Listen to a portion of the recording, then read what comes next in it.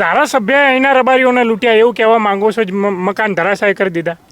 લૂંટ્યા કહેવાય નહીં આને. તમે કીધું ને અપનોને લૂંટા, અહીંના અપનોની વાત કરો તો અહીંના અપનાને તમે ધારાસભ્યનું નામ આપ્યું. તમે વાત સાચી છે. અપનો લૂંટાય એક ડાયલોગ છે કે અપનોને લૂંટાય, તમારી વાત સાચી. એટલે આપણે એ સમજી જવાનું. ચોખ્ખો ભાજપનો છું પણ મારા શુભેચ્છક ના છૂટકે કહેવું પડે છે. કાલ ઉઠીને કોઈ એમ ના કહી જાય પણ આટલા બધા માલધારીઓના મકાન તોડી દીધા, તેમ છતાંય શુભેચ્છક કને તમે કોને તોડ્યા? તો પછી કોની ભાજપે તોડ્યા છે? હા, તો તેમ છતાંય ભાજપના શુભેચ્છક કેટલા તમે તમે ખેંચો, વાંધો નહીં. પણ ખરેખર સરકારને જો ઝુકાવ્યું હોય તો ગુજરાતની પ્રજાએ રાજસ્થાનની જેમ દર 5 વર્ષે સરકાર બદલી જવી જોઈએ, તો જ કંઈક બદલાવ આવે. પણ ચૂંટણી સમયે આ જ માલધારી ભાજપનો ગૌરક્ષક બની જાય છે. પહેલા ગૌચર બાદ કરી દીધા, વેચી માર્યા, નવરા કરી દીધા, ગાયો જતી રહી. હવે એમની આવક બંધ થઈ જાય એ માટે એમને આર્થિક નુકસાન કરો, એની માટેનું સમગ્ર ગુજરાતમાં માલધારી સમાજ પર આ કૃત્યો, આ અમાનુષ વર્તન અને આ રીતનું કાર્યો કરવામાં સરકાર તરફથી આવે છે. સરકારના આપશે નહીં, પ્રોપર વ્યક્તિઓ બધા ભાજપ અહીંના જે વ્યક્તિઓ છે, હું પોતે બી ભાજપનો શુભેચ્છક છું. શું કહેવા ઘણા વખત એવું થાય કે શુભેચ્છક એટલા માટે કે ડર લાગતો હોય કે ખુલીને ના બોલી શકાય એટલે. ના, કોઈના બાપનો ડર નહીં લાગતો તો આટલું બધું શું કરવા કોત ભાઈ? દૂધમાં દહીંમાં બે વાર રાખો. ના, દૂધમાં દહીંમાં નહીં ભાઈ.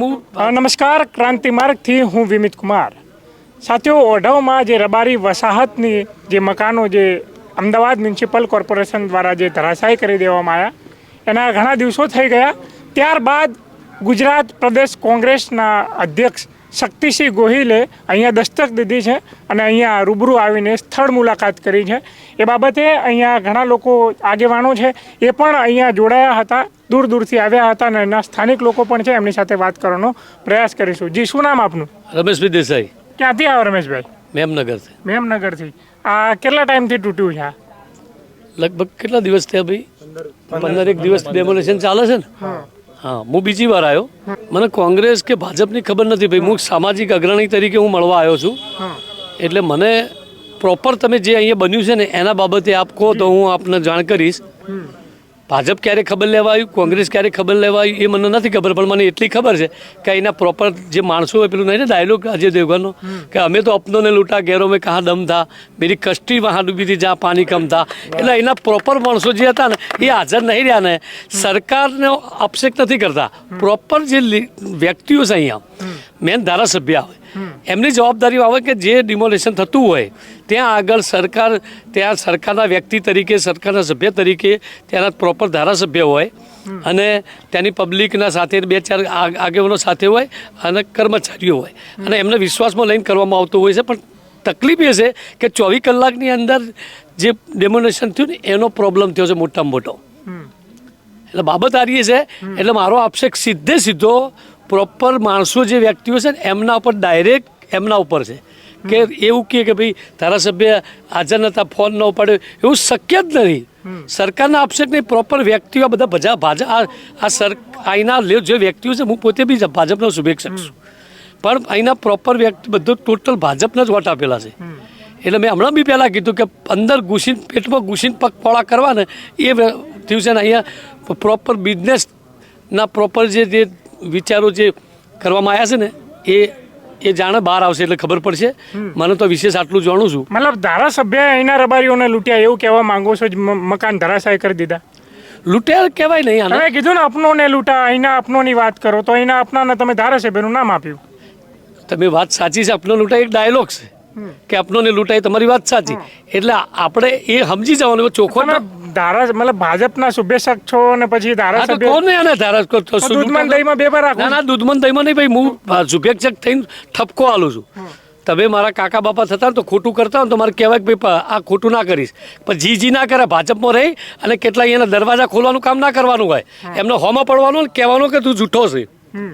એટલે જ અમે કામ નથી કરતા ભાજપમાં. જે આ કિન્યાખોરી થાય છે ને એના હિસાબે જ સરકારમાં કામ કરવાની મેં પેલી નથી. આ સરકારના લોકોને અંદર રહ્યા, સમાજના લોકો રહ્યા તો આજે શું દશા થઈ? એમને જાણ નથી ને ડિમોલેશન કરાવી દીધું.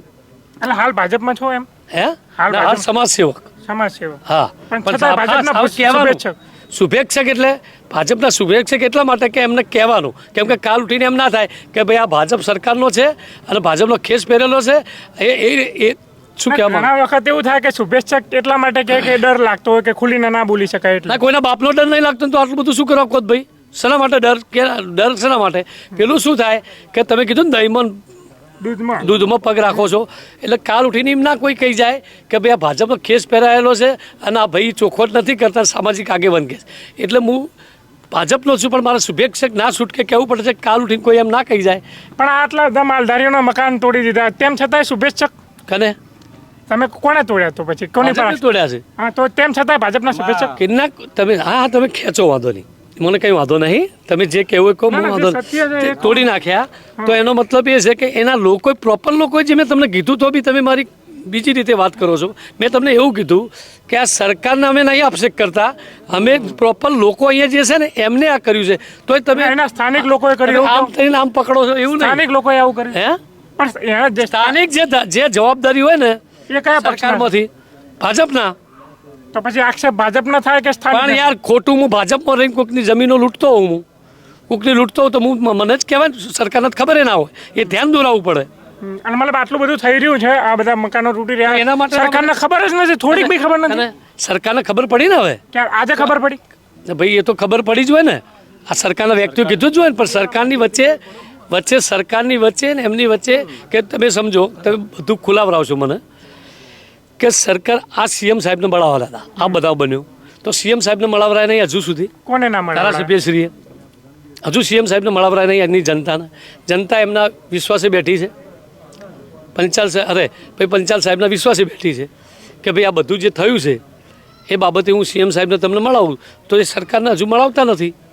એ પોતે જ બધું અહીંયા પબ્લિકને ચર્ચા કરે છે. મતલબ આ ધારાસભ્ય ના મળાવે ત્યાં સુધી અહીંના જે સ્થાનિક આગેવાનો છે બીજા બધા ના મળી શકે, સીએમને બહુ રજૂઆત ના કરી શકે? સારી વાત કરી. પ્રધાનમંત્રી તો એવું કીધું હતું કે ભાઈ અહીંના દિલ્હીમાં બેઠો બેઠો તમારી સમસ્યાનું નિરાકરણ કરીશ.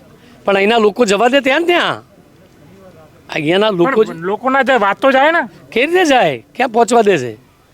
અહીંયા તો બધા બિલ્ડરો જોડી બેસે કે પછી ત્યાં સુધી જનતાને પ્રજાનો અવાજ ત્યાં પહોંચાડે. જી અહીંયા લોકો જે બી છે ને, જે અહીંયા સરકારના માણસો, એ સરકારના માણસો જે બેઠેલા છે ટોટલ માણસો અહીંયા બિઝનેસ કરે છે, ટોટલ એમના બિલ્ડરો ભાગીદાર છે. એ લોકો સરકારનો ઉપયોગ કરી અને બિલ્ડરને આપી દે, એ પોતે પિક્ચરમાં ક્યાંય આવે નહીં, એ જગ્યાએ આપી અને બિલ્ડરો કરે ને એમના ભાગીદારો હોય. એ અહીંયાની જનતાનો અવાજ પહોંચાડે કે એમનો અવાજ પહોંચાડે? એટલે બિચારી સરકારને કંઈ ખબર જ નથી. હા, બિચારી ક્યાં કહું છું હું, તમે ક્યાં લઈ જાઓ છો વાત? એટલે હું કહું સરકારને કંઈ હવે આ બધું શું શેના માટે કરીએ? સરકારને ખબર પડવા તો કરીએ છીએ. આ શું બોલીએ છીએ? શેના માટે પબ્લિક ભેગી થાય છે? પછી કહે છે પેલા આવે બધા ખબર લેવા જ આવે ને. સરકાર સુધી બધું ત્યાં અવાજ પકડવા માટે જ આ કામ કરી રહ્યા છે. જી, શું નામ આપનું? મારું નામ સંગ્રામભાઈ ભરવાડ, અચ્છા, ગોપાલક બોર્ડના માજી ચેરમેન. અચ્છા, ભરવાડ રબારી હવે એકતા બતાવવા માટે પહેલેથી એક હતા ને છીએ. તમે આવડું નામ એને પ્રશ્ન કરવા દો. કેમ આવું કરો? બોલો. અત્યારે આ જે રબારીઓ સાથે થયું એટલે ભરવાડ રબારીની જે એકતા બતાવવાનો બેન આ પ્રયાસ છે. આ માલધારી સમાજ છે, એટલે માલધારી સમાજ જો એની એકતા ના બતાવે તો કોઈ બીજા લોકો બતાવશે? પહેલો પ્રશ્ન. બીજું કે એકતા બતાવવાની વાત બાજુમાં આવી, એવો સામાજિક અને સરકારના આગેવાન નથી. હું વિરોધ પક્ષમાં છું. વિરોધ પક્ષના આગેવાન તરીકે મારા સમાજની મારે ખબર અંતર પૂછવી મારી જવાબદારી નથી. એ મારી જવાબદારી, મારી ફરજ છે. હું ગોપાલક બોર્ડનો ચેરમેન હતો તો મારી બી ફરજ છે. એટલે હું આ બીજી વાર આવ્યો છું. તમે જે કંઈ પ્રશ્નો પૂછો એનો જવાબ આપવા તૈયાર છું. શું કહેશો, આ મકાન એક દિવસની નોટિસની અંદર ધરાશાય કરી દેવામાં આવ્યા? સરકારને ખબર છે કે ભાઈ આ 1952-56થી બનેલી વસાહત છે, તેમ છતાં સરકાર રાતોરાત ઊંઘી જાગી હોય એવી રીતે મૌખિક કંઈ તોડી નાખે એટલે તોડી નાખવા દેવાય? ના તોડી નાખવા દેવાય. તો સરકારે તોડી નાખ્યા છે. આ કોઈ બી પર્ટિક્યુલર સમાજને ટાર્ગેટ કરવામાં આવે છે. પહેલાં ગૌચર બાદ કરી દીધા, વેચી માર્યા, નવરા કરી દીધા, ગાયો જતી રહી. હવે એમની આવક બંધ થઈ જાય એ માટે એમને આર્થિક નુકસાન કરો, એની માટેનું સમગ્ર ગુજરાતમાં માલધારી સમાજ પર આ કૃત્યો, આ અમાનુષ વર્તન અને આવી રીતનું કાર્યો કરવામાં સરકાર તરફથી આવે છે અને સરકારના લોકો જ કરે છે. ભાજપના જ બધા જવાબદાર છે, ભાજપના જ લોકો છે, ભાજપના જ કાર્યકર છે. પણ ખરેખર સરકારને જો ઝુકાવ્યું હોય તો ગુજરાતની પ્રજાએ રાજસ્થાનની જેમ દર 5 વર્ષે સરકાર બદલી જવી જોઈએ, તો જ કંઈક બદલાવ આવે. પણ ચૂંટણી સમયે આ જ માલધારી ભાજપનો ગૌરક્ષક બની જાય છે, ઘણા બધા એ વાતો થાય છે. અરે યાર, સવાય હિન્દુ બની ગયા. તમે જોયું, સાંભળ્યું હશે, કદાચ તમને ઇન્ટરવ્યૂ બી આપ્યું હશે. એમણે કહ્યું કે અમે સવાય હિન્દુ છીએ, એટલે હિન્દુત્વની વાત આવી જાય હિન્દુ મુસ્લિમની વાત આવે એટલે બધું સવાયું થઈ જાય. હવે માણસનું મગજ કયા દિશામાં જશે ક્યાં કોઈને ખબર છે. એટલે સવાય હિન્દુ થઈ ગયા, સવાય હિન્દુ થયા પછી ભાજપને વોટ આપ્યો. અને તમે જોયું બી છે પ્રયાગરાજમાં આપણે બધા શ્રદ્ધાના આ બધા શ્રદ્ધામાં માનીએ છીએ ને. પ્રયાગરાજ હું જવાનો ગંગા, તમે જયા હશો, જવાના હશો, તો ત્યાં શું થયું? એ બધું થતું રહેવાનું. આ સરકારે જાણી જોઈને કર્યું છે. જાણી જોઈને એને ખબર છે કે અહીંયા 40 ફૂટનો રોડ હોય ખરો. જે જગ્યાએ 3 દિશા હોય, 3 દિશામાં 3 રોડ હોય તો 40 ફૂટનો રોડ ક્યાંથી આવે? અહીં કોઈ નેશનલ હાઈવે તો છે નહીં, અહીંયા કોઈ મોટી ટ્રકો નહીં નાખવાની, અહીંયા કોઈ મોટી ઇન્ડસ્ટ્રી નહીં આવવાની. તો શા માટે? તો સરકારની મનસા શું હોય જાણી જોઈને કર્યું હોય તો? સરકારની મનસા શું હોય? એમના જે મળતિયા હોય, બિલ્ડર હોય, એમને જગ્યા આપી દેવાની અને મલાઈ ખાવાની.